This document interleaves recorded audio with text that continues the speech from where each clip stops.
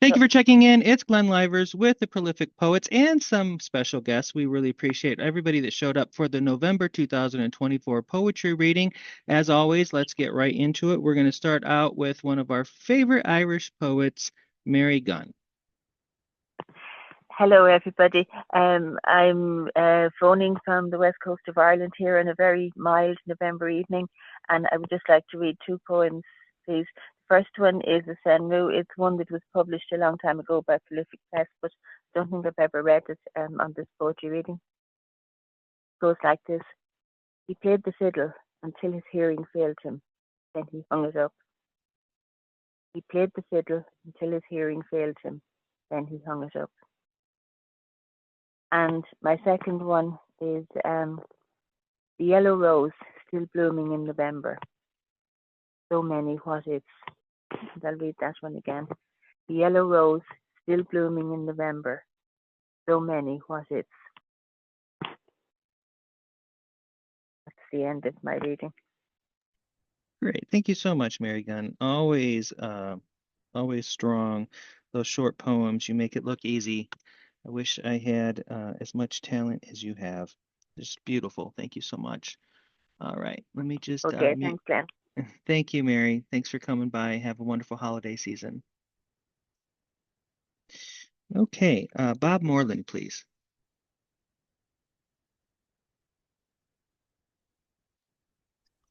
I'm Bob Moreland, Pleasant Prairie, Wisconsin, Carroll Beach.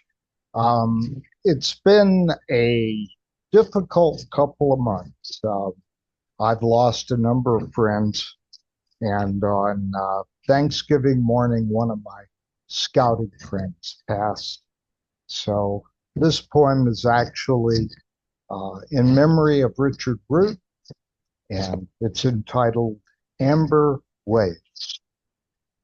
Across the vast amber expanse, the wind conducts a ballet, and winter wheat dancers respond to ancient music bittersweet. To and fro, radiant synchrony, the masses perform unbridled, firmly anchored by earthly roots, a light in golden sunshine. For I too am like winter wheat, as from tiny seed to grow and reach heavenward to dance a bliss life's bittersweet tune. I know not when harvest comes, dance of wind forever done. Instead, I dance on God's time, the best I can with what I have. The life abundant is promised in him who danced through death, yet bore the ills of us all, so we could dance with God. Thank you.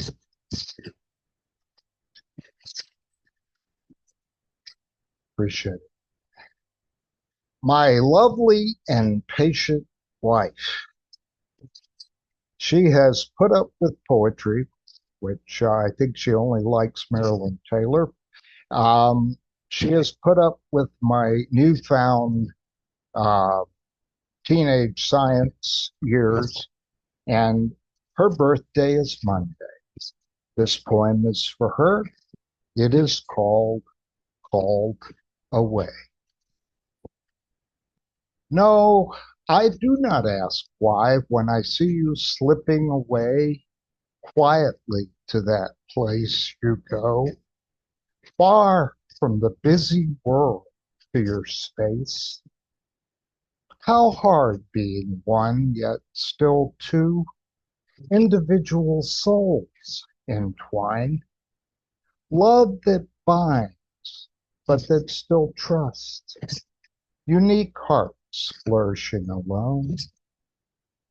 Please, don't doubt my love for you, even though I seem so distant, working through the trials of my soul, renewed to hold you again.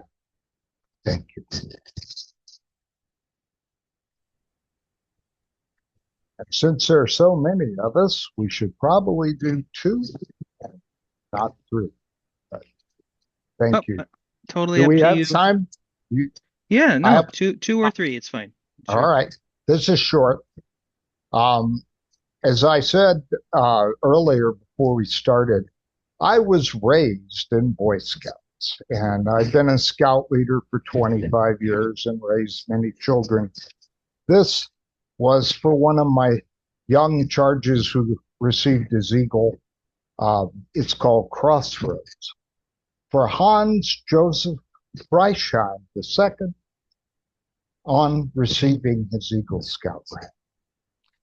We waited for this day, hoping it would come. Years and hard work distilled into this moment that passes too quickly. Ribbons pinned, sum of parts complete, ever changed, new imprint. Enjoy. Recall each requirement completed in ragged scout books and sheets when your dad and mom urged you on. Memories secreted. Store this snapshot in your heart and be glad. Prepare for your bright future. You must choose who you will be, how you will live, giving back or not the gift you've given. Law and oath, use them without regret. Serve God without lack. Remember who you are, why it matters. Save all those who will follow. Stand and be brave. Thank you very much. Well, thank you. That was just wonderful. Good ending. In that on God's time that Gloria picked out was absolutely a standout. I'm going to share my screen. It is something everybody can do when it's their turn, if you care to. And then just to give you a heads up, we're going to go after my reading to Susan Nelson, then Gloria Caviglia, James Bethel, and then we'll start filling in. So just so you have that order, you can start preparing. I've been reading a few old favorites this last week. So this particular set of poems are poems I just stuck on my website, and they're not published, and they're as new to me as they will be to anyone, I suppose. Um, been reading Billy Collins, John Ashbery, Franz Wright, and so if I manage to sound like anybody, like any of those guys, I would take that as a compliment. So the first one is a mug. It began with a mug, plain, white, unassuming, picked up from the thrift store shelf for $1 or less. A small chip on the rim, a scuff along the handle. Yet somehow it felt like it fit my hand better than anything new ever could. It wasn't just a mug, of course. It became the center of mornings, steam rising like a ghost, a swirl of cream that bloomed into galaxies of soft beige. I drank everything from it. Coffee too strong, tea brewed too weak, even water late at night when the world was unbearably quiet. And one day, years later, as I washed it carefully in the sink, I thought of you. How, like that mug, you'd been there for so many mornings, for so many evenings. And though I would never say this to you aloud, afraid you'd laugh at the comparison, I thought of all the things you had held for me, my weariness, my joy, my tangled mess of worries. You are better than a mug, loved more dearly, and I wish you saw it too, that you are a better fit for me than anyone new could ever be, forever and always more like home, with or without a chip or two. And the next piece I wrote, I penned that one yesterday. This one's called the Hats of Old Men. There is the trilby-wearing soul who sits in libraries, his fingers brushing brittle pages, coaxing bones from the spines of history. He almost finished writing a novel, his hat tipped rakishly, a witness to the changing times, forever a critic. The man beneath the straw boater now tends to his garden, his trust fund life measured by rows of tomatoes and beans. Once a maestro of summer picnics, sunglasses beneath a soaked brim, fertile memories now dissolved into quiet afternoon lemonade. A cowboy hat, wide swept, adorns a retired traveler, a man whose hands remember reins and saddle horns. Though the horses are gone, his posture still echoes bluffs brushed by the breath of twilight. His hat, a relic of freedom, sun shading sun-creased eyes. The bowler belongs to another, an accountant wearing precision like armor against chaos, tallying figures, balancing words. On Sundays, he plays cricket, his hat casting shadowed arcs, chasing the jagged sweep of a stroke before returning to the order of ledgers. And then there's the beret, perched like a bird on a man with paint on his fingertips, his mind still alive with light and color. The streets he sketched a blur now, but his hat remains, an artist's signature, a small rebellion against the graying of days. Each hat carries its own history, a baseball cap shielding a veteran's face, a Homburg clinging to another century. They carry these coverings as reminders, as anchors, as badges of lives beautifully, fully and beautifully worn. And I don't know if I read the Thanksgiving poem. I'll just do this word one. The weight of words. These fragile shapes, pressed into silence like nails into wood, hold nothing. The ink dries. The page itself knows nothing, and still the emptiness waits. I write not to remember, but to listen. Each word carries the faint hum of something distant, the voice of a child at the edge of a sea, the soft click of a door closing behind someone you loved. The act itself is the prayer, not faith, not hope, but a kind of surrender, letting the words rise like smoke from a flame you can no longer see. The river never stops. It pulls everything with it, even the weight of this moment, even the sound of my inner voice. But here I am, still moving my hand across this narrow light, still reaching for something just beyond what I can hold. When the words stop, it will not matter what they meant. The silence will remain, its hand outstretched, holding everything I could not say.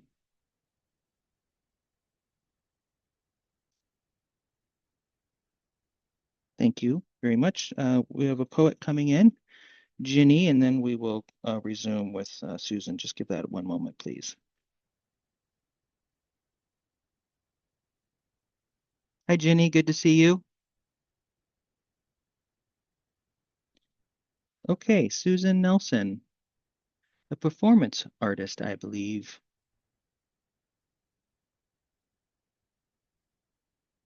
Is she not here anymore? Oops.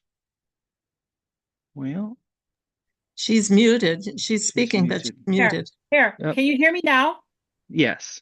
All right, great. Can everybody hear me now? Yes. All right. So, as I said, tomorrow begins December, and after that is January. And of course, in January, we have tax season. So, This is called tax time. It's coming around to that time again. Pull out my hair and swear again. That threat of the government boot on the face. That time when it's time to sit down and race the proverbial clock of the Mr. Great. That guy, Uncle Sam, who can hardly wait for those billions and trillions from little old me and others who scrape by. Oh, such glee. I'm squirming around. I can hardly sit down until I get papers from all around town.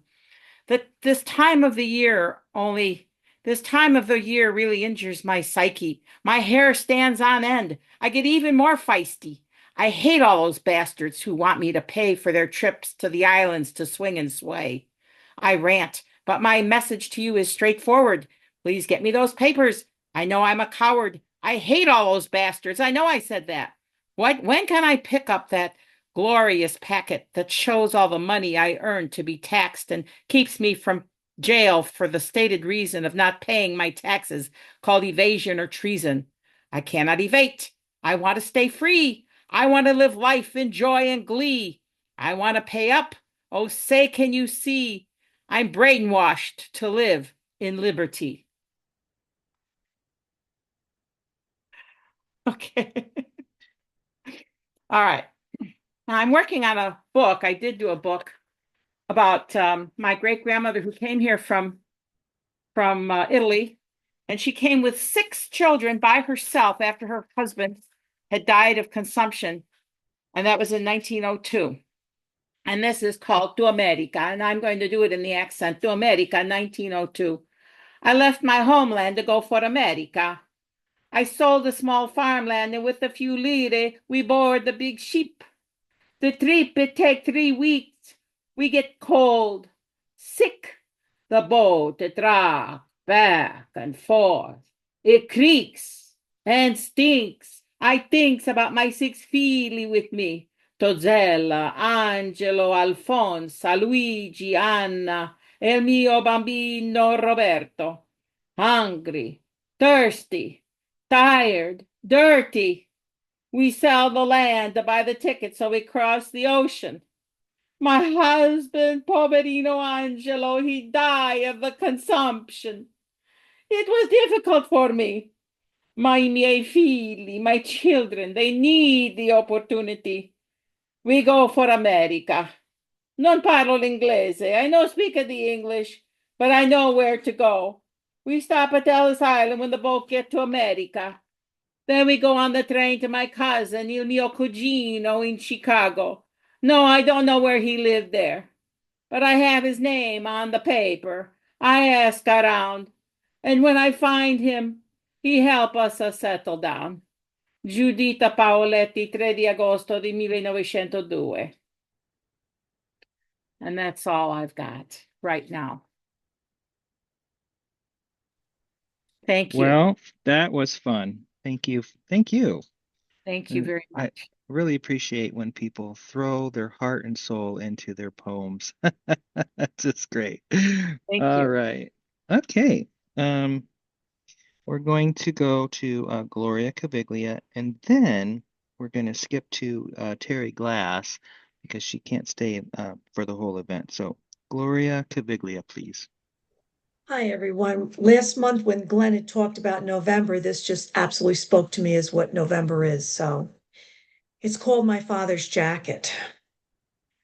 November was red buffalo plaid wool with a camel-colored flannel lining, buttoned down the front. It had 2 large pockets and a kangaroo pouch across the back, stitched closed on one side. My father's hunting jacket. He'd take it out of the hall closet, with the smells of mothballs and the promise of a fruitful hunt. The arrival of the darkness, of frost, of the cold floors when one rose from bed. These too were November. My father would awaken long before us and dress, taking his shotgun from the corner of the dining room and his hunting jacket from the hook in the hall. Enter into the almost not yet morning, frost-filled air. Walk down the dirt road, into the cold, into the dark. Hours later, he'd return, walking slowly, purposefully, as we awaited his arrival in the kitchen with hopeful anticipation, the back of his jacket heavy and sticking out. He'd pulled 2 partridges from his coat pouch, handed them with pride to my mother to clean, dress, and cook for dinner. My mother would set to boil a large pot of water, bring it to the sink, and begin to dip each bird one by one, pulling the feathers, dip and pull, and weep. Wipe her eyes and say that there wasn't enough but for 2 mouthfuls. She'd stuff and roast the game, present it at dinner time. Before savoring our meal, we would give thanks for the birds that gave their lives for us. My father wore his hunting jacket all winter long. It was all he had to keep him warm.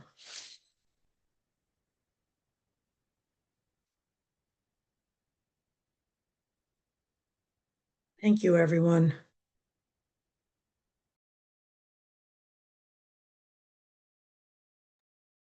Okay. And did you have another? Okay. Very good. Thank you. I really like the way that terminated because it left that resonance. It really hit a sweet medium there between the flat read on the first reading, but then I can see how that just lingers, and that made me feel like November. And thanks for letting us be part of that. Um, okay, Terry Glass, please. Hi, I'm going to read a poem, a prose poem, and this one is called What the Autumn Storm Brought In. And there's a footnote in here. The artist Andy Goldsworthy is referred to. And if you don't know who he is, he's an artist who creates art from all natural objects, from like leaves or twigs or ice. He's quite phenomenal. What the Autumn Storm Brought In. First autumn storm, 5 inches of rain. It blew in the golden-crowned sparrows, juncos, and towhees. Still, my bird feeders are overshadowed by the much larger jays and doves who live in the neighborhood all year long. These smaller birds create quite a stir, twittering and flitting in the butterfly bush, which grows in my neighbor's yard and overhangs the fence where my 3 bird feeders stand. The foliage provides a haven for the smaller birds to hide and know when it's safe to venture out to eat their share of sunflower seed. I love these birds, so lively when the maple trees become barren of their crimson or stark gold leaves, creating a pattern on the black asphalt like a Andy Goldsworthy creation. I watch death and rebirth happening all at once. Comings and goings, hellos, goodbyes, chittering, chattering, flittering, rustling, pitter and pattering, and then stop. The sun breaks through the clouds. And then I'm going to read One Senru, which I'm reminded me of Glenn's poem about the mug. And this is how it goes. Mad as a hornet when my coffee mug broke that said, "Be happy."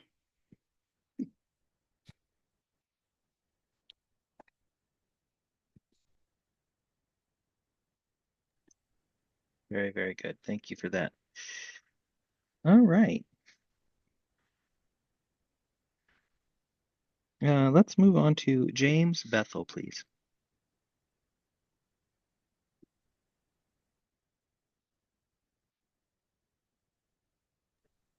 Had to hunt for the unmute button. Well, it is the season, and I have two poems and a short haiku to share with you. I went searching for a prompt given the seasons, and came across an observation by Rilke. He said, "I am the ground. The ages to me are only seasons." These are the seasons of transformation. Transformation from our long, horrific history of abuse to what we cannot yet know. And so we are terrified and filled with anxiety almost daily, wondering, praying for a quick fix, a return to what was our ignorance. But this will not be a quick season. Healing cannot be rushed. Guided by Gaia, from our rootedness in the earth to the consciousness of the stars, this is not a superficial process. It will be long and demands careful attention to O'Donoghue's advice from his collection to bless the space between us. For this interim time, the more faithfully we can endure here, the more refined our hearts will become for the arrival in the new dawn. And speaking of dawns, I recently watched a movie about Van Gogh, produced and directed, written by Julian Schnabel, in which, for some reason, this quote really stood out for me. I paint with my qualities and faults. And I can't explain how it jumped from that to the title of this poem, but there you go. To the ear, daylight comes. There are no faults in creation. Perfection is the name for existence. Ourselves we separate from the very joy we seek, an attempt to create meaning when meaning has already been created. Beyond the embrace of reason, experience extends all the way into liminal space. Van Gogh reached for it and found it in color. Mahler, Beethoven's Eighth, Cohen found it in the Lord of Songs that he left for us. The reason for a flower, for ecstasy, an epic poem of book length is likely to remain incomprehensible forever. Better, a painter to her canvas. Hearing at sunrise the single note sounded from the monk's gong from across the mountain lake.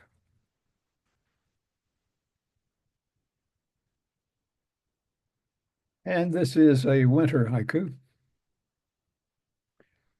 Creation whispers. Winter rustles in last leaves. I call it the wind. Creation whispers. Winter rustles in last leaves. I call it the wind. Thank you, guys. Thank you. And to I pause for may be having to leave early on you. I'm kind of waiting on a phone call, but if I do, that's why. Thanks. sure, Appreciate no you. problem. Appreciate you. Very, very good reading. I think maybe one of my favorites that I've ever witnessed by you. Very, very good. Thank you. Uh, um, quiet with a cadence that really drew me in. You know, there's a speed that slowed down in certain parts of at least the first two works there that really made me feel that anticipation and as wanting what's the next line. This is that's hard to do in short works like this. It's very, very well done. Just letting KB Ballantyne get nested in her seat for a quick second. She just came in, and then we'll move on to Emily Strauss, Edward Ahern, Dennis Malsby, Peter King, Patrice, um, Mary Cook, Doug Van Hooser, Jessica Dawson, Michael Watterson, Chris Wood, um, Carol Lee, Saflioti Hughes, I probably messed that up, uh, Linda Imbler, Robert Whalen, Ginny, I think it's Pina or can't remember. Yeah, that's right. Took me a second. And then KB Valentine. So that's the order of things. And we'll move on to Emily, please. Hi, everybody. I'm in Southern Oregon where it's really cold. Well, not maybe really cold, but cold enough. Um, we've got two poems, and I think if I can figure out how to share them, I will do that. So I do one by one, right? Yes. All right. I'll do this one first. All right. Let's see. Okay. Winter time-ish. At night we fail. At night we all fail as dark overwhelms us, to account for the light of the past day, to count the hours exactly without a timepiece, to predict the sun or moon rise, a time that's safe to venture out on ice or sand, with faint stars before a hint of dawn, and we mistake the purple glow for a motel's neon sign across the valley on the highway. We fail to align our expectations with the increasing cold when we're supposed to give way to sleep or at least repose. Instead, we quiver with electric anxiety. At the moment we believe we have conquered the shadows haunting our rest, we envy the day behind us when we felt bold and new, and fail to notice that now we hug the fire, anchor for our darkened visions, dancing on the rock face like a mirror. We lose track of the hours before us, the moon rising late down in the canyon. We fail to grasp the calm as the wind dies, waiting for a sign of something beyond which never comes. Sorry, something beyond which never comes.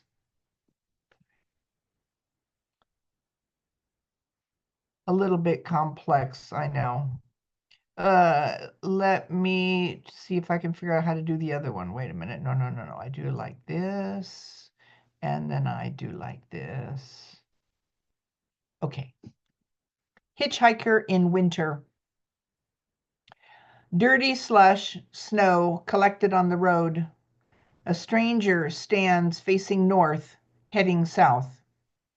He's unknown here. No compass directs him.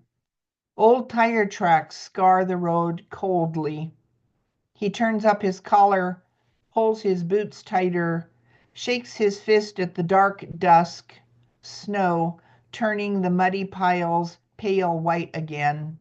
His road empty, no new tracks. Standing in place, he waits for something to pass, a car, a lost bird, the gray clouds. Slowly, his fingers numb, his toes disappear.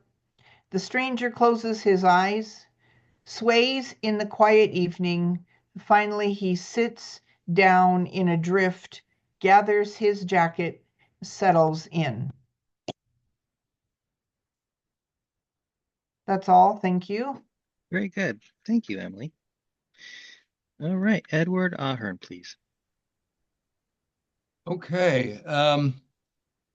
My poems are quite short, so I'm going to take a few seconds to blurb. My November achievement was a novel published by Close to the Bone in the UK called The Will of the Wisp.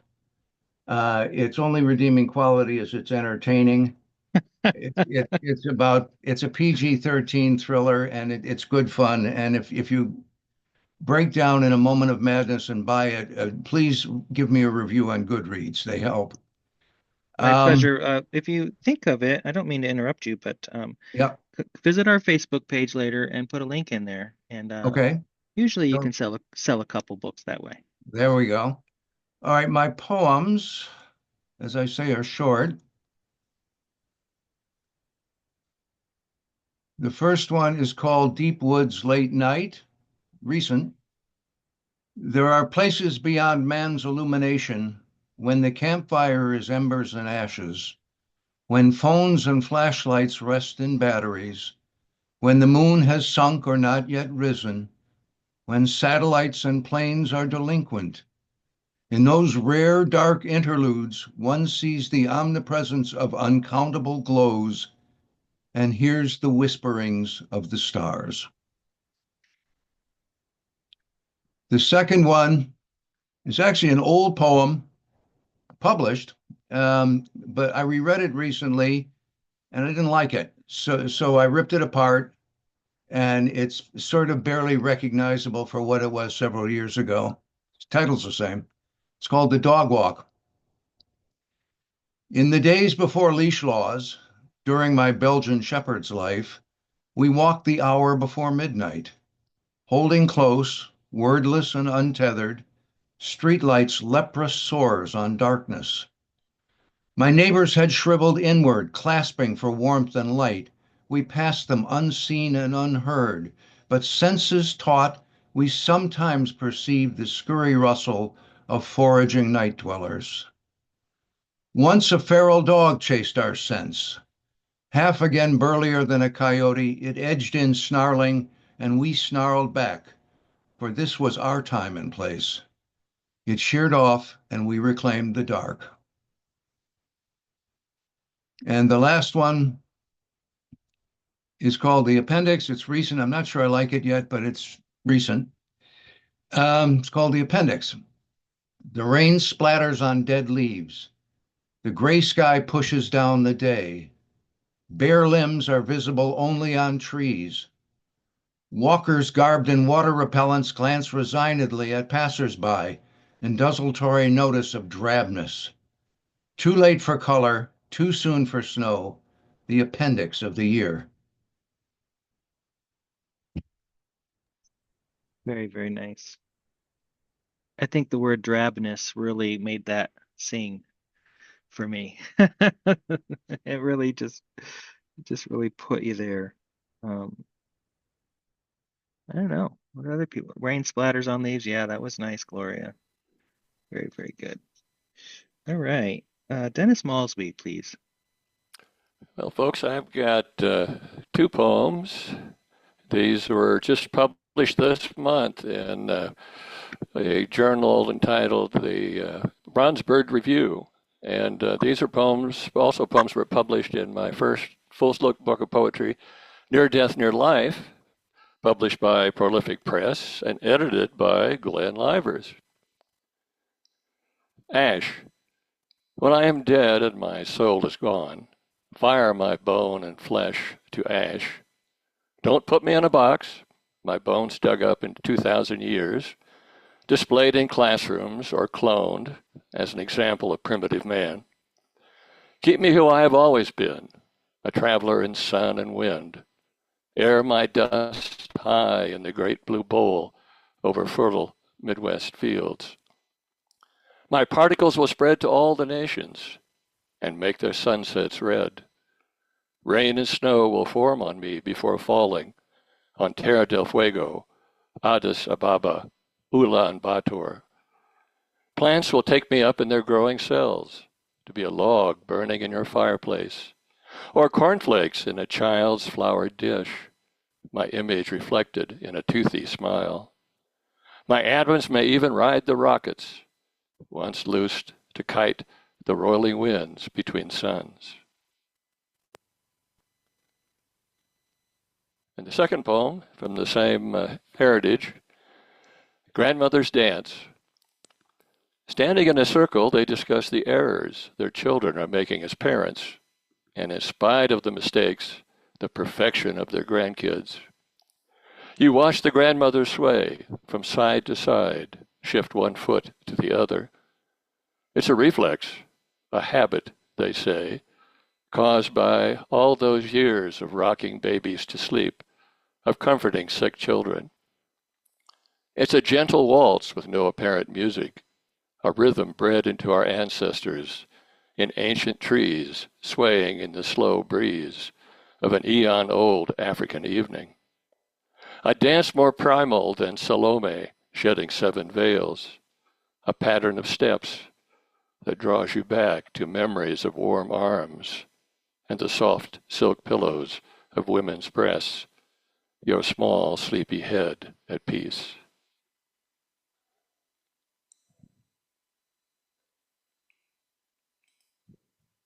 Very good, Dennis.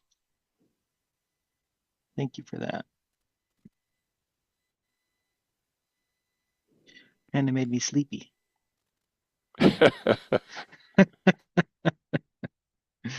You're welcome to read that before you go to bed at night. There you go. Peter King, please. Hi. Hi, Peter. Hello. Good to have you here. My first time. I wasn't at all sure what to expect. I've already had to revise what I plan to read because of the no politics. So let me see if I can pull these up. Ah.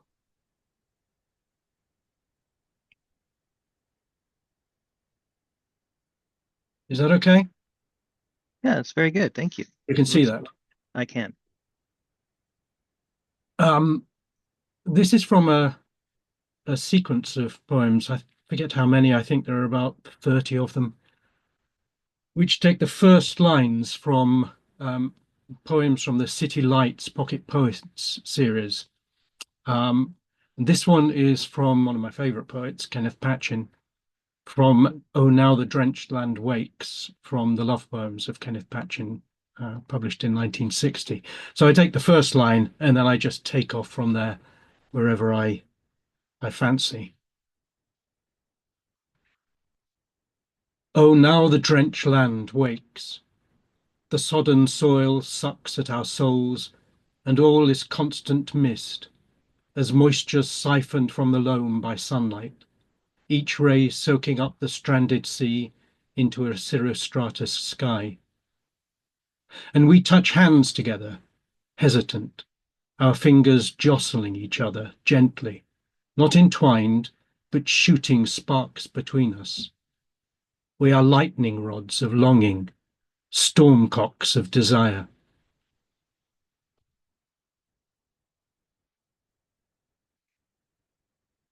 Now,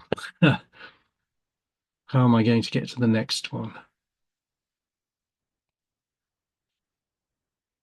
Right. This is a standalone. Four Shores, I think is self-explanatory. 1. My pockets are loaded with pebbles, ground smooth each against each, rocked by cross-currented tides that rush back and forth, pulled and pushed by the moon in its whirling, and crushed by beached whales, whose eye sockets writhe with anemones, bone-bound and pallid. 2.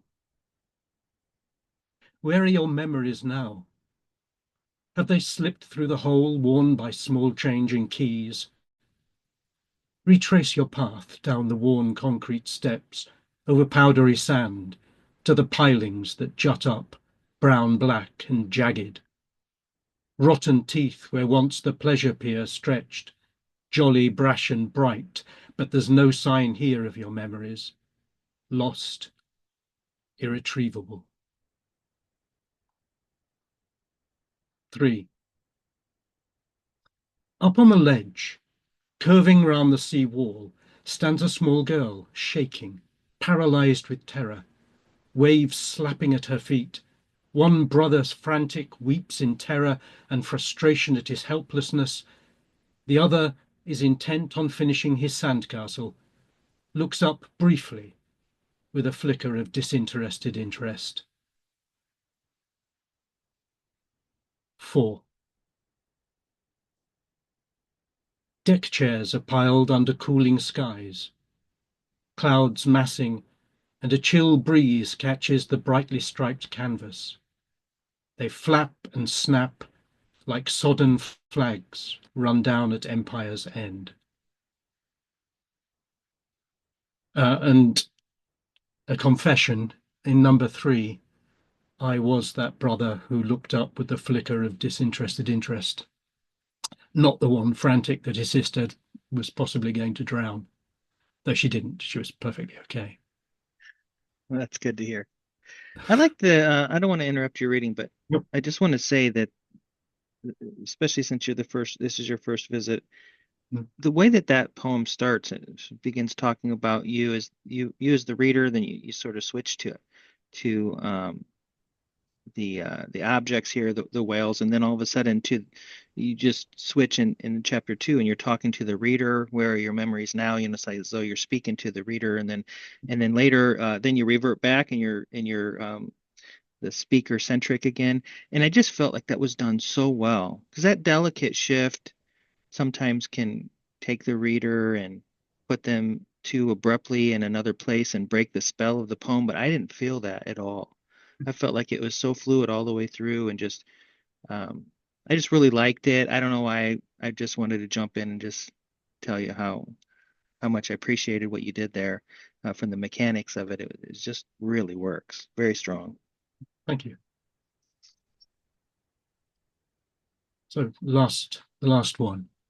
The dead are not suspicious. This was sparked by the quotation that's at the top of the poem from a Kurdish asylum seeker called Dariush. There's a link there at the bottom, but if anyone's interested, I can copy it. The quotation is this: I slept in a graveyard. I didn't like to be in the city where people could see me. It's incredible how big your problems are when you're homeless in a strange city or strange country. You don't understand the language. It's so much worse than you can imagine.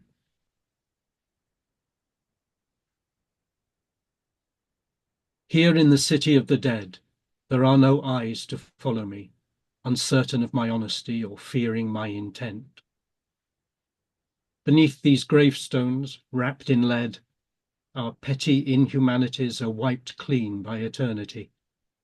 Death knows no discontent. Even the birds are calmer here. There are no feet or speeding wheels to dodge while looking for a meal of stale, discarded crumbs. The ancient yew trees soothe my fears a while, allow me to conceal myself so I can start to heal, prepare for what's to come.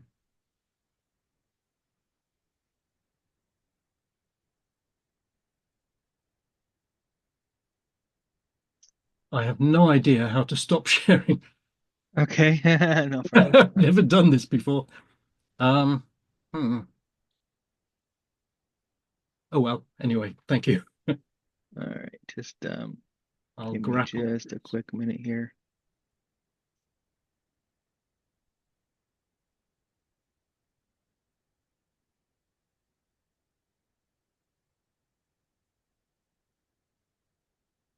There we go. Very, very strong. Wow. I hope you come back over and over and over again. That was just wonderful. What an impressive group there. And now we'll go to our friend in Hawaii, who is shamelessly enjoying the weather, Patrice Wilson.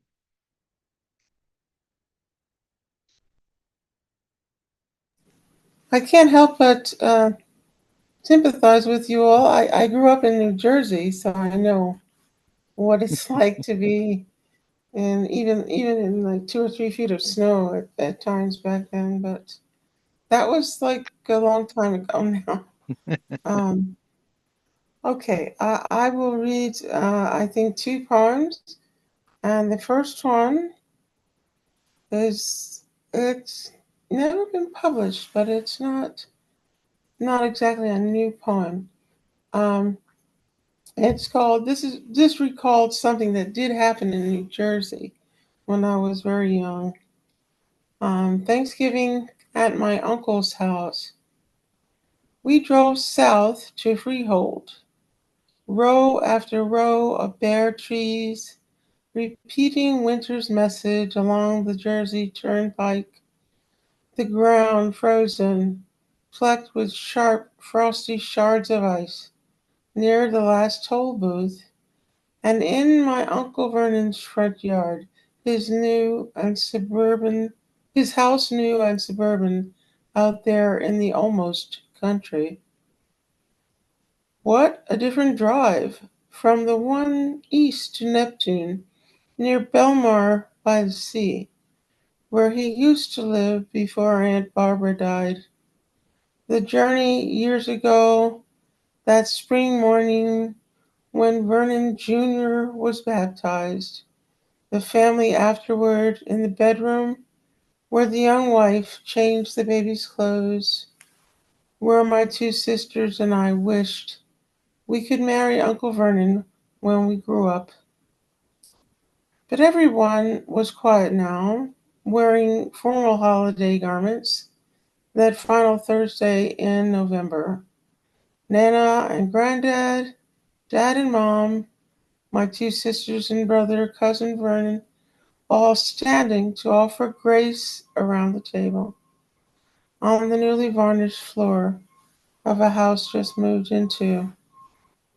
We feasted solemnly, though the food was delicious, and Granddad had carved the turkey for everybody.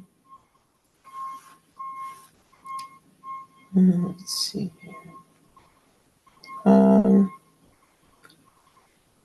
yeah, the second one is much different from that one. This one was published, I think, in my Hues of Darkness, Hues of Light collection, which came out in 2013. It's called My Little Pumpkin, or Why I Write Poems. Your orangeness horizontally ripples out, thick with pulp, yet so small you fit in a little niche on my kitchen table in Honolulu. Your short stem stumps up from your middle, the color of corn husks, dry and shucked. I too am far from farming.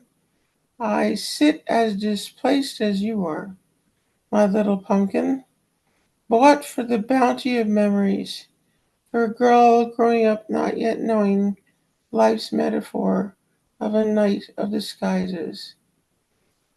Bought for all the pinings in the soul that bring on an era of gift giving, of making something out of nothing, out of death, out of reasons for Thanksgiving.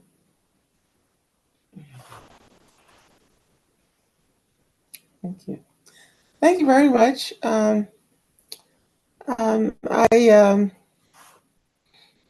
I don't want to mention the weather again, but we have probably the best weather in the world here in Mililani. We're on a plateau in the middle of Oahu, so we are kind of tsunami proof, and we have temperatures between, say, 55 to 90 all year round. It does get rainy during the winter, just rainy season. Well, that So, sounds wonderful. But your ratings were so good today. I just enjoyed them so much. Thank you thank you. for that. Thank you. Gloria commented that that really took her back to her childhood in New Jersey, and I'll say it, especially of the first work, that just the sense of family just felt so good. That was a warm poem. It just really, I mean, when you do poems where you talk about maybe people that we all sort of import our own feelings about our own relationships and everything. So we bring so much as observers to the work when people hit those themes, and that line where you said something about you dreaming of marrying the person. That Yeah, was my uncle Vernon was our favorite uncle. I mean, he just sort of outshone even my dad.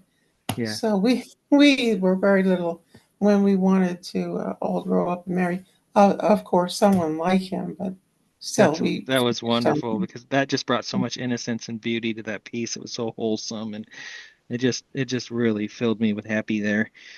Thank you for that. Okay, welcome. Lynette Esposito, very glad to have you. Thanks for coming. And we will now move on to Mary Cook, please.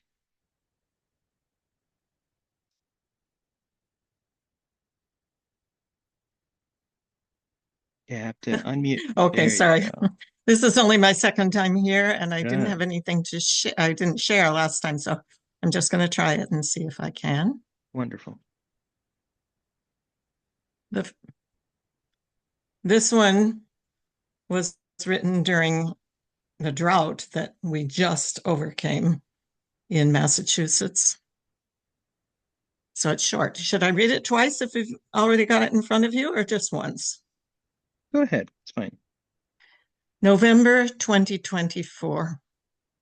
It was an ill wind that swept through the trees, downed the leaves that had refused to fall, dried out the earth, shrank the river, fed the sparks that set the forest ablaze, filled up the air with ash and smoke, blinded our eyes, brought out our tears. The fire still lurks beneath the leaves. This wind did nobody good. So now the next one is a formal poem, and I haven't seen anybody do formal poems. So is it okay to do one? Heck yeah. We love them. Okay. This is Villanelle. I heard somebody mention Minnesota, and I thought, good. Okay, you know what I'm talking about. Autumn Reverie. The Midwest clouds seem closer to the earth. The sky a bowl of ever-deepening blue. It will not leave me, landscape of my birth. The crackly corn is dried out in the turf. It stretches miles and miles beyond our view, while puffed up clouds hang closer to the earth.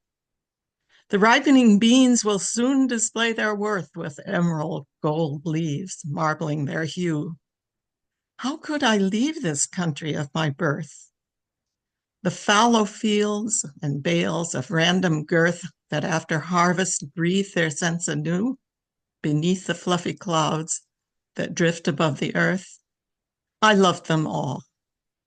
And yet I felt a dearth of choices, chances, vistas to pursue. I left this quiet cradle of my birth. Now far away, I've found a wider berth. Yet Midwest skies astonish with their blue, and those fine clouds stay closer to the earth. It never leaves me, landscape of my birth.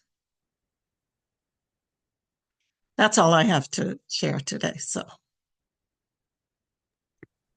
wonderful. Wow. Well, thank you for coming back. Very strong. And yeah, we're all poets. Those formal forms are just lovely, and I enjoy them. I think everybody else does too. All right, Doug Van Hooser, please.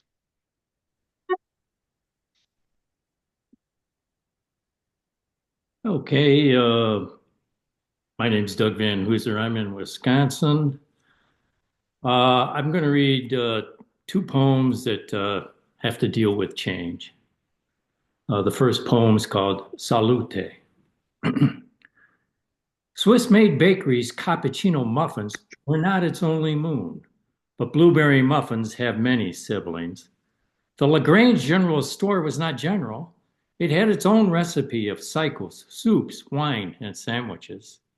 Steve's true value was Steve, not the nuts, bolts, screws, fertilizer, washers, vacuums, and 1,000 other items.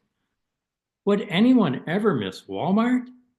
They aren't a Chicago hot dog or a New York pizza, ice packs that reduce the daily swelling. It's not the pain, stiffness, and wrinkles. It's the dentist who doesn't know your name, the 8 minutes the MD spends on the keyboard, the blistered fact that gasoline now is 16 times a quarter, and my mortgage payment will only finance a mid-size SUV. Change waves a white flag, signal for the last lap. I propose a toast to an open grave flooded by the dam of time, the ghost ship of change. Today, Shady Hill Nursery entered history's portal. When I ask why, Yesterday shrugs. Mowed grass surrounds all the headstones, but names chiseled in granite cast a skyscraper shadow. And the second poem is entitled Calving Glacier. There is a constant gentle knock at the back door. When I answer it, it is the breeze, the cool evening air, the yellow sun spilled on the horizon. A chipmunk stares at me, turns tail and dives down a hole, disappears like yesterday, last week, all the years. It's the ghosts of memories knocking, a reunion of the stumbles, bonfires, flat tires, fireworks, geysers of my 20s that still steam predictably, faded and distended tattoos of unforgotten names and faces and unforgiven words. Their scythe haunts me. I search their vapor trails, wonder what distance separates us. If there is any chance you reach out, like Michelangelo's God, touch what you remember of me. Is it a sweet or sour taste? One that was spit out or indifferent and forgotten? The past is a calving glacier. Time's ocean melts and swallows, though aging's dimming light still sparkles on the water's surface. Thank you. Thank you. Appreciate you, Doug. And take a second to read some of the nice comments people left in the chat. Very, very good.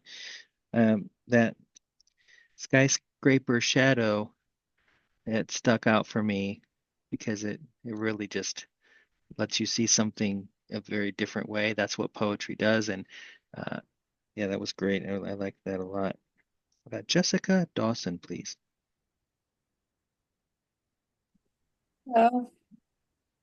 I'll start off reading an unpublished poem. I think I will share my screen. I haven't done it for a while, and I don't remember how. Perhaps I'll just read. Perhaps I'll just read. It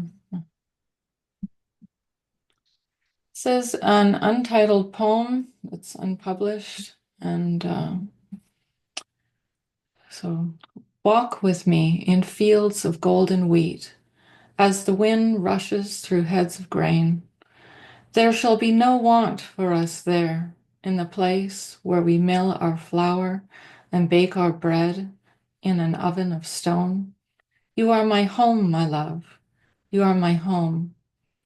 Walk with me in meadows bursting with wildflowers, as light streams through a single cloud covering the sun.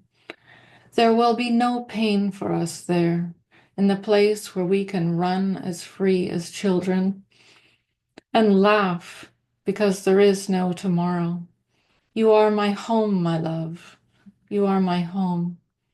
Walk with me along shores with sand between our toes as the waves speak like thunder all around us. There will be no tears for us there, in the place where memories fade into forever and our sails meet together on the horizon. You are my home, my love. You are my home. And now I'll read Paint. It was published in Poetry Quarterly, I think in 2015.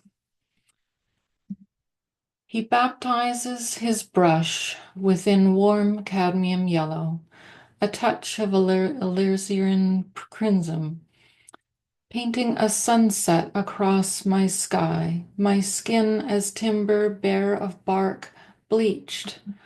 All who walk by the waters touch my silhouette.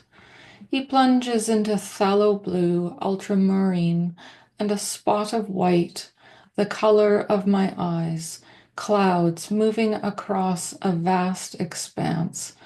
The autumn fields sway with yellow ochre. His bristles touch each head of grain, and clothe my crown with fields of golden wheat, shading with burnt umber, though my hands are Naples yellow, my wood knotted, leaves fallen. He touches my sullen lips with red earth, parched branches, an extension of my beauty, for those who walk by to see what would have been breathed, beheld, lived, had my bark not shed, my leaves not fallen. Thank you.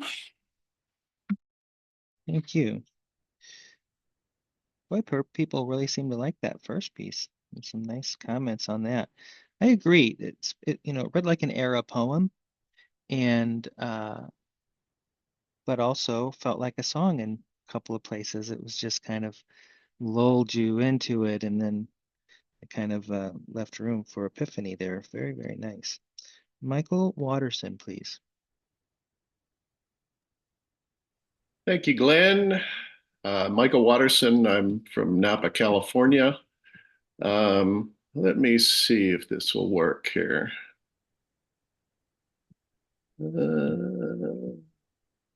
No, forget it. So this poem has an epigraph from Science News magazine from February of 2023. The quotation is, "Some fish can recognize their own faces in photos and mirrors, suggesting self-awareness may be far more widespread among animals than scientists once thought." I want to acknowledge an online journal called Home Planet News, where this recently appeared. The title is Selfie. A little blue fish appears to preen before a mirror, and science gets a bite, a bit of insight to an inner life that calls on us to feel for the lobster plunged into a boiling bath, to recognize ourselves in deeper reflection.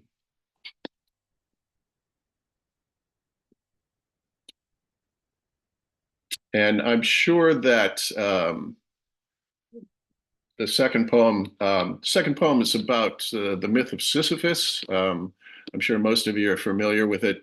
Sisyphus was an ancient Greek king who discovered the secret of immortality.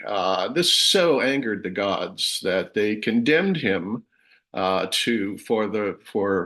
his eternal life to roll a boulder up a hill. And of course, when he got to the top, it would roll back down again. So it was a futile existence.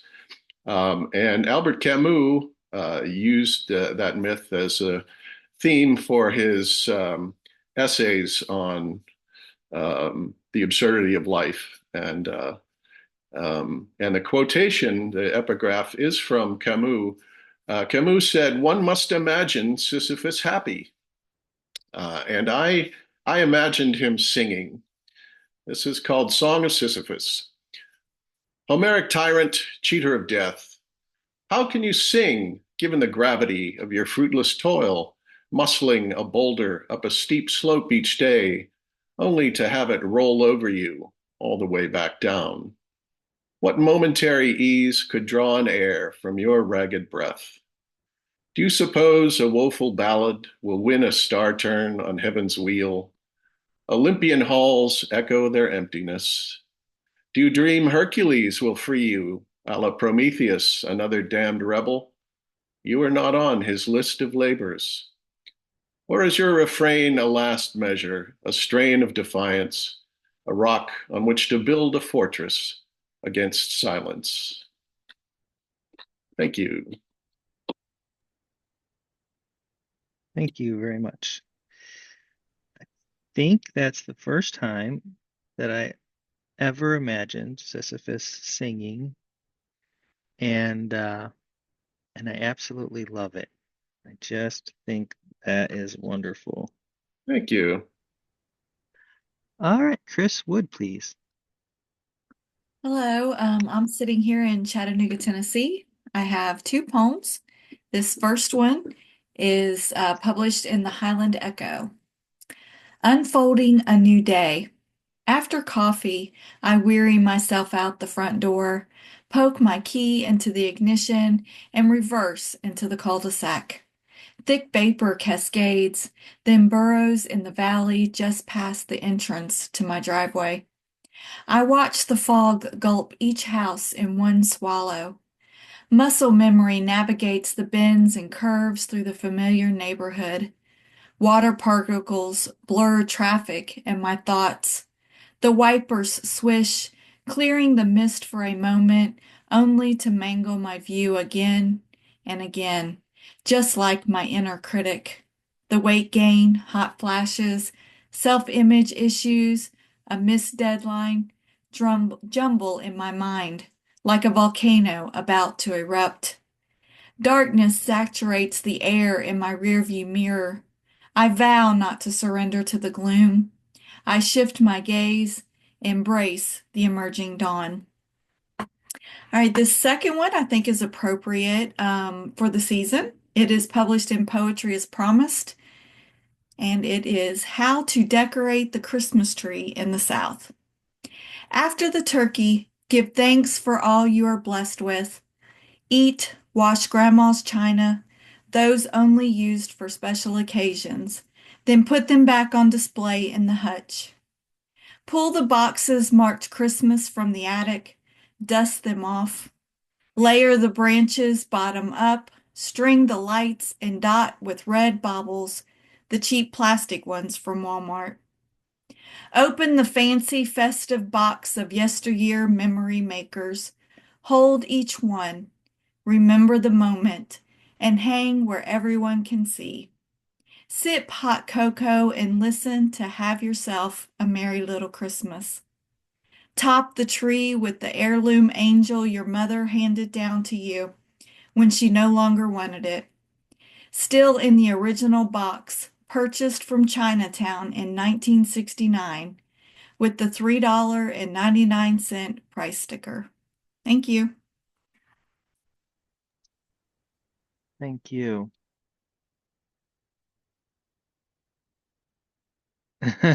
Yeah, Bob.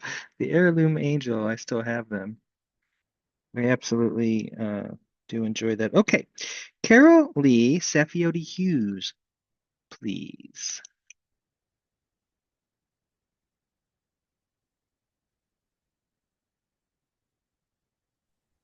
Thank you. And you got the name right both times, even though you hesitated. I think I'm the third poet from Wisconsin here today. I have two poems. I've been reading poems that are from other centuries, from the 18th to all the way back to literature from the 12th century. And I was struck with how relevant and how I could take from what I was reading and bring it into my own poetry. So I will read first an homage to Anne Seward, An Evening in November, which was written in 1775. The rain is stopped, but heavy drops will still fall from the drenched roof, and dark wind rounds dim hills. Still over hard passages, winds wail through jagged rocks, ruined walls. After its fall, the sky broke, a few stars emerging. Could they be green? Hesitant beams, small light.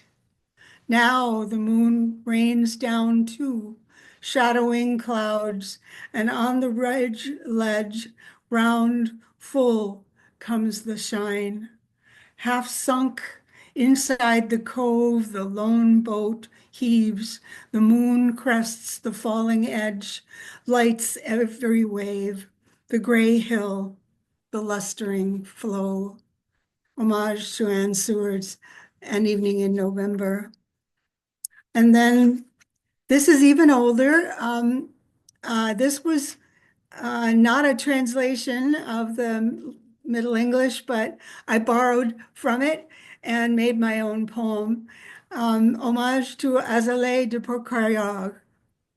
Now we are come to the cold time, ice and snow a blessing compared to mud, and birds' beaks are still, so little to eat, so little to sing, even the chickadee not inclined to wing. The hedgerows, brute sentinels, the mourning dove, a bittersweet memory. My heart so disordered, I'm rude to everyone.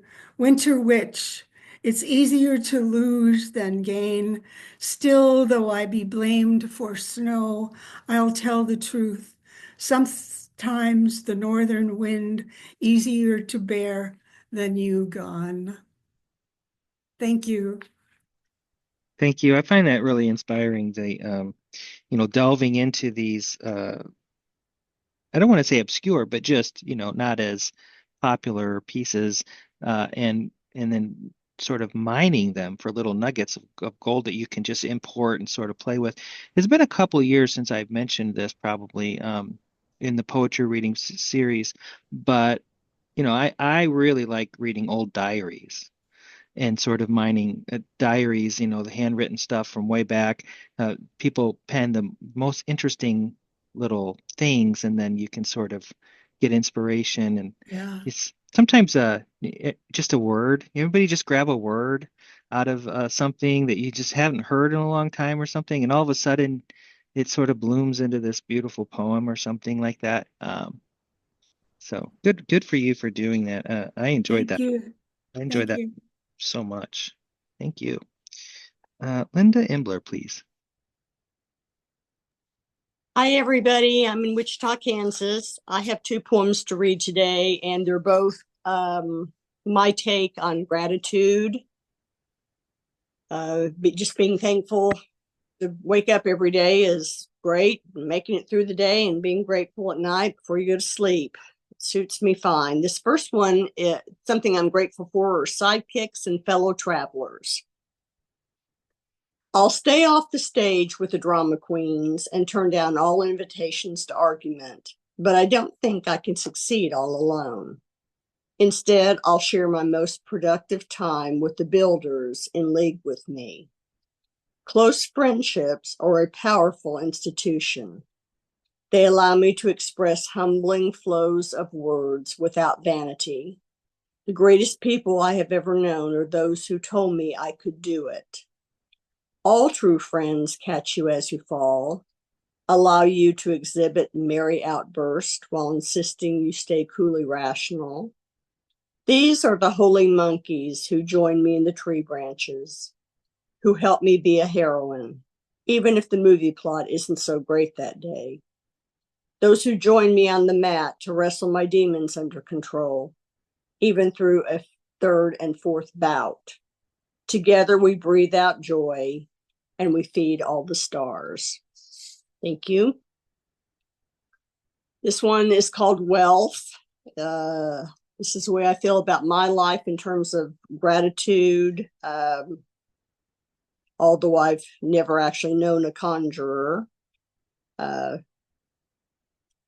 Well, you'll kind of figure out what I'm trying to say here.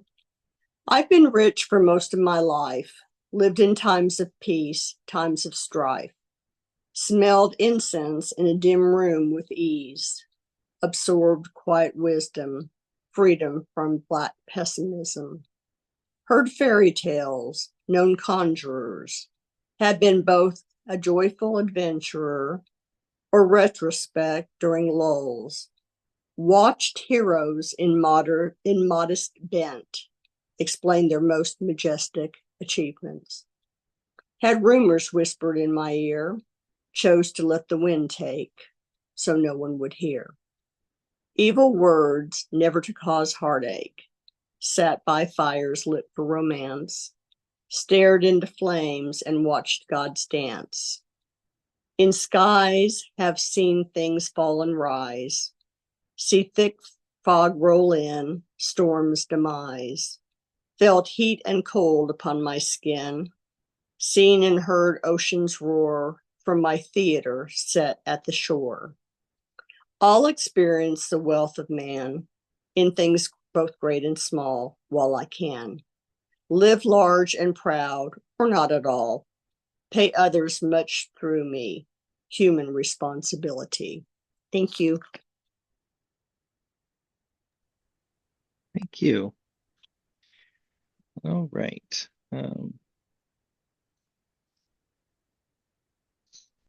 Robert Whalen, please.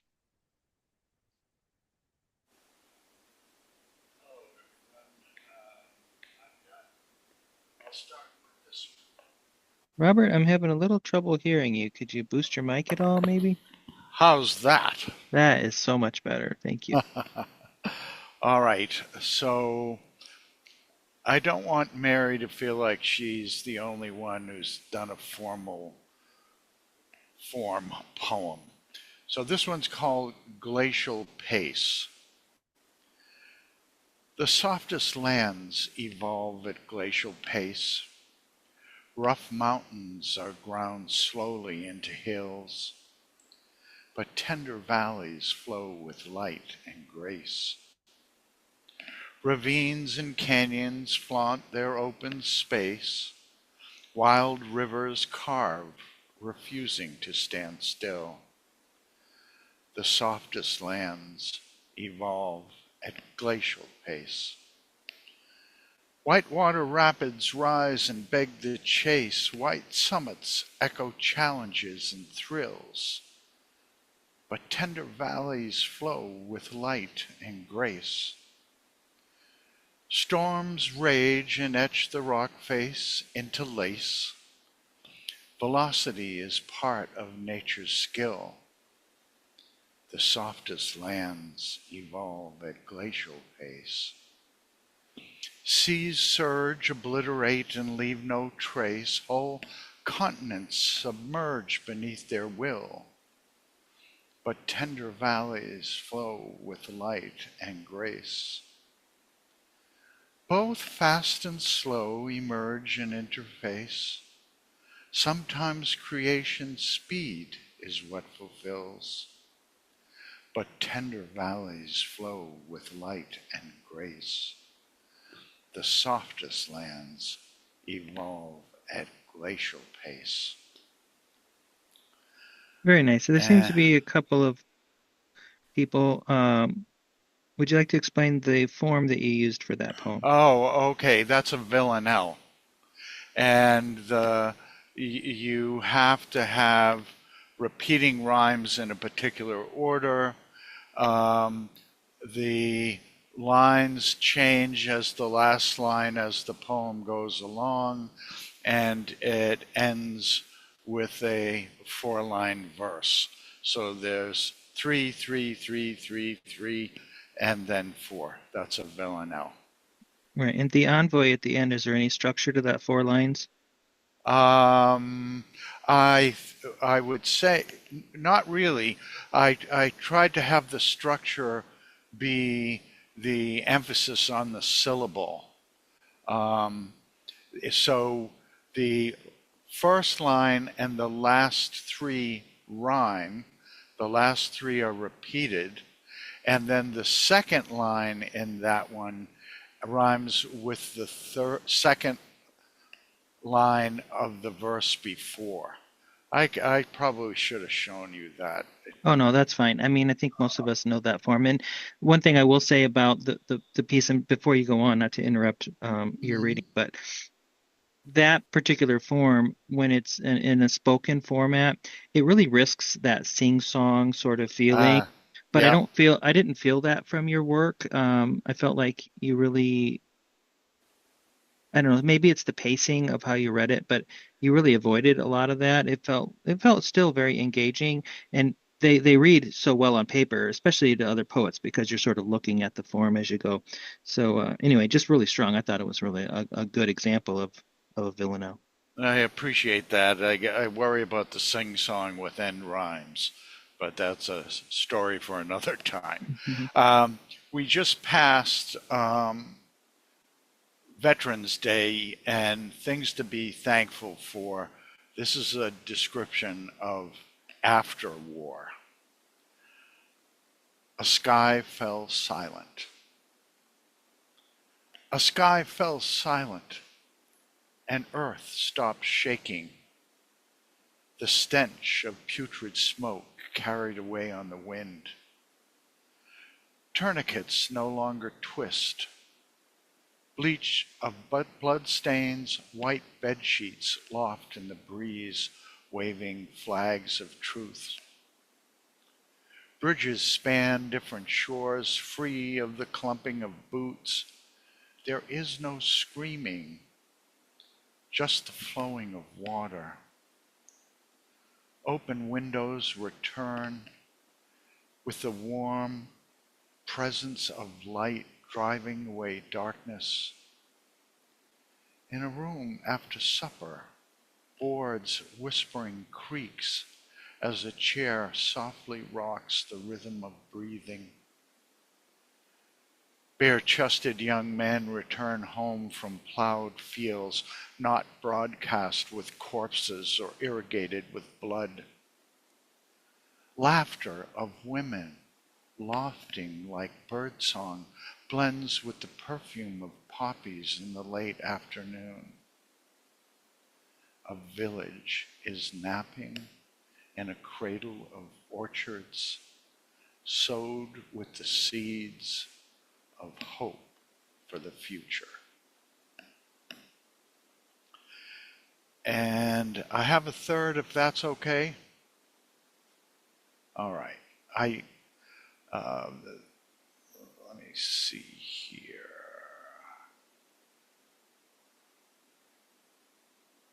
Okay, this one is called Altitude. When you live at sea level, the atmosphere has a specific oxygen saturation. As you climb higher and gain altitude, there's a point where it is less dense. Your body responds to this change and you get short of breath. At some point, if you live for a while at a lofty peak, you adapt. Your breathing is fine. Until ultimately, as you climb, the air gets too thin. Sherpas in Tibet are the best at dealing with those conditions. However, once you've acclimated to this deficit, your body remembers. Returning to sea level requires no adjustment, but if later you revisit a great height, you retain your adaptation. Your body preserves the newly gained ability. Having kids is like breathing at high altitude.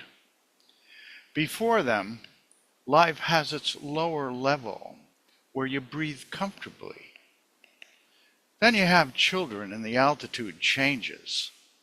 Adjustment is needed to maintain your breath. Instead of height above sea level and oxygen density being the stresses, it is the factors of scarcity and time. When kids are little ones, you know just how far they can stray and the amount of time it will take you to get them. Gauging injury can be measured by the space of silence between wails. If a cry starts, the length of inhales is directly related to the degree of injury. Response speed correlates to depth of gasps and the expansion of quiet. As they grow older, though, conditions return to sea level, and your breathing begins to become more normal. Yet when they're grown and leave home, once more distance is unsettling. The awareness of time required to retrieve them returns. Measuring the spaces between hearing their voices remains. And like breathing at high altitude, the adaptation resumes. You readjust again. You become a Sherpa, continuing to new heights, hoping the oxygen just doesn't get too thin. Thank you. Thank you. I didn't know you were a performance poet, Robert. I believe in the spoken word. That was fantastic. No, you did a good job with it. Okay. It's Thank really you very enjoyable. much. Excellent. All right. Let's go on to Ginny Penny, please.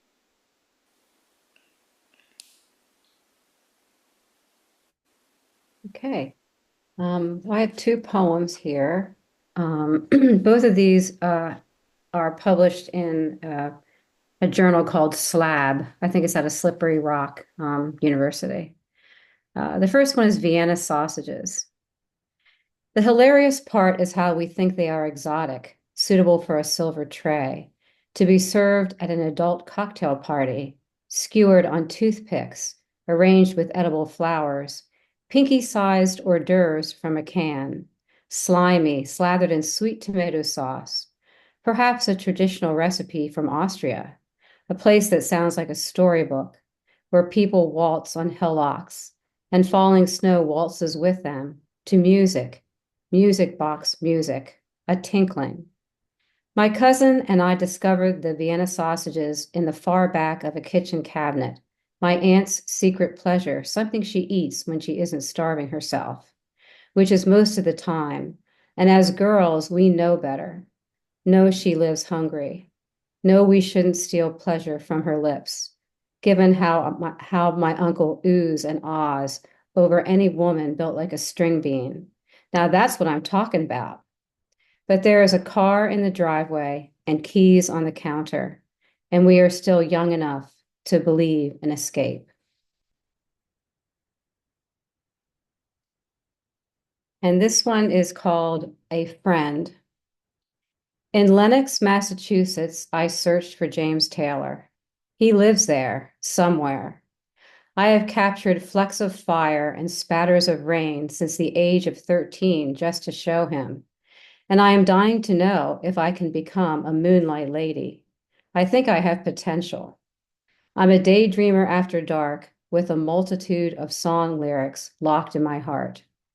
But James wasn't downtown in the Get Lit bookstore. No sweet baby James in the pub on Main Street where I nibbled olives, feta cheese, and crusty bread, careful to keep my lip gloss intact. The bartender said he hadn't seen him around either, so I ordered more wine. My last stop in Lenox was the Gulf station on the outskirts of town, where rusty mobile homes turned the snow pink. I felt better there on the A side of the state, land of deep pastures dotted by bird feet, animal paw, where the Berkshires kiss the chins of clouds, hum something soft and kind, an album on a Zenith stereo system spinning round and round. Thank you. Thank you. All right. Well, just got a couple more. So I'm going to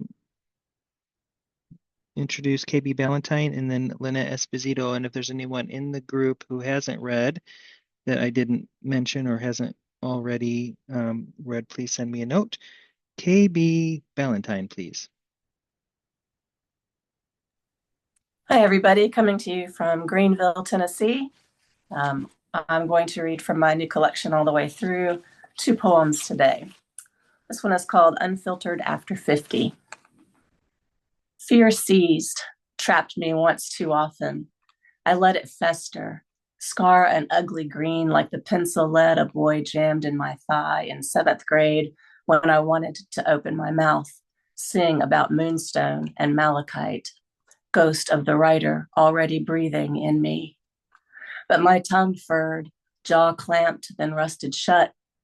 I wished I lived when monks inked parchment and vellum, quills scratching and tapping in forgivable silence. The woodpecker, now my totem, unrepentant in her brash staccato, commanding her space, boundaries extended as she needs, her perforation of trees unmistakable, a wild castanet, unquenchable. And this one is Fragments of Grace. Autumn winds release leaves, the ache of loss orbiting the yards and woods. We savor the sun, its losing. Pray for its pale light to wrap around us. Days like glass, sharp and clear, not too far away. Mornings misty as wraiths, noon still finds our breath frosting the air where crows crowd. So many, their cries a calliope, all the keys hammered at once. Tattered leaves, stems and cupules, peeled from acorns, crumble into the earth, welcoming what nurtures the seeds, waiting for snow and ice to pass before lifting hopeful heads. Thank you. Thank you very much. That was very uplifting. All right, Lynette Esposito, please. Hello? Can you Hi, hear me? Lynette. I can hear you just fine. I was worried you I've weren't had a going to lot make of, it today. So happy that you oh, snuck in. the whole week has been technological disaster. So hopefully I'm done with that. But anyway, it's Lynette Esposito from Mount Laurel, New Jersey, and my poem is Christmas Day. The house is filled with children who sneak upstairs to explore the unknown of Aunt Amanda's house. Christmas is everywhere. Wreaths, ornaments, pictures, popcorn, cookies, presents. Gift bags accidentally fall over as 3-year-old Lucian gives them a toddler's kick, and 5-year-old Scarlett is chasing her mother with a package in her hand marked Uncle. Maeve is posing in front of the Christmas tree so Daddy can save a memory. I'm just the grandma, watching until all demand I be the first to open a gift. Then look at me as if this is my first rodeo. I delay and fiddle to hold the suspense as long as I can, as I try to hold time from moving on. And that's it. And my second one is a plane ride at Christmas. Across 1,000 miles, my mother flew with frozen potato bologna wrapped in plastic on her lap. A Christmas treat from my Swedish aunts who made it from scratch.